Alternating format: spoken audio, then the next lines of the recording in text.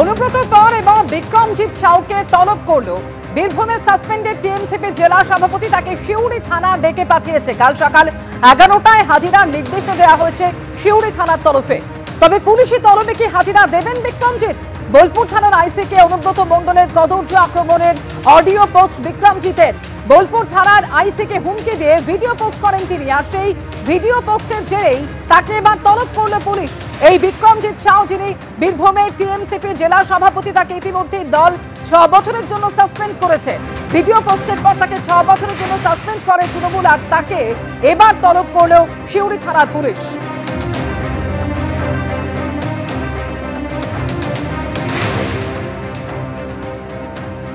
অনুব্রত মণ্ডলের পর এই তিনি আক্রমণ করেছিলেন বোলপুর থানার আইসিকে, এবং সেই যে ভিডিও বিক্রমজিৎ সাউ তিনি পোস্ট করেছিলেন, ঠিক কি বলেছিলেন তিনি শুনুন।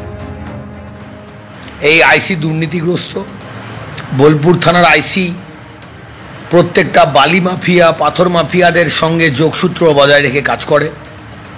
এই লিটন হালদার অনুব্রত মণ্ডল নামক যে ব্র্যান্ডকে দমানোর চেষ্টা। লিটন হালদার একটা কাপুরুষ। লিটন হালদারকে বলছি, বোলপুর থানার আইসিকে, যে তোমার যদি বুকের পাটা থাকে, দম থাকে, সত্যি কথাটা, তুমি বালিঘাট থেকে তুমি সাধারণ মানুষকে নিয়ে যে ছিনিমিনি খেলেছো বোলপুর শহরের, তুমি অনুব্রত মণ্ডল নামক শক্তিকে তুমি তোমার অপকর্মের মাধ্যমে দমানোর চেষ্টা করেছো। তোমার অপকর্মের মাধ্যমে অনুব্রত শক্তি দমে না। তুমি চেষ্টা করেছো এডিটিং করে তার ভয়েসটাকে তুলে আনার। তুমি চেষ্টা করেছো অনুব্রত মণ্ডলে একটা এডিটিং করে সেই ভয়েসটা মার্কেটে দেওয়ার। তুমি বাপে বেড়া, তোমাদের ওই দম থাকে লিটন হালদার, তুমি অনুব্রত মণ্ডলের এগেনস্টে, বীরভূম জেলা তৃণমূল ছাত্র পরিষদের এগেনস্টে এবং বীরভূম জেলা তথা সাধারণ ছাত্র ছাত্রীদের এগেনস্টে একটা এফআইআর করে দেখিও। তুমি জানো নিজে তুমি দুর্নীতি পরায়ণ, তুমি কত লোকের কাছে কতভাবে কীরকমভাবে টাকা নিয়েছো,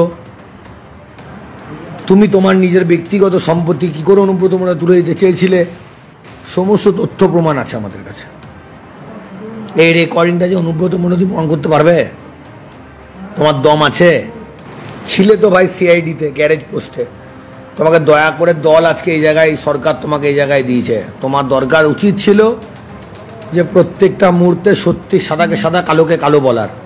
তুমি বলো নি লিটন হালদার, তুমি মূর্খ।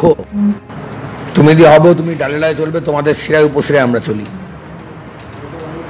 লিটন হালদার, তোমাকে চ্যালেঞ্জ করলাম। তুমি একটা আইসি, তুমি একটা সরকারি কর্মচারী। যদি অন্যায় করে থাকে আমি কোনো, আমাকে শাস্তি দিও।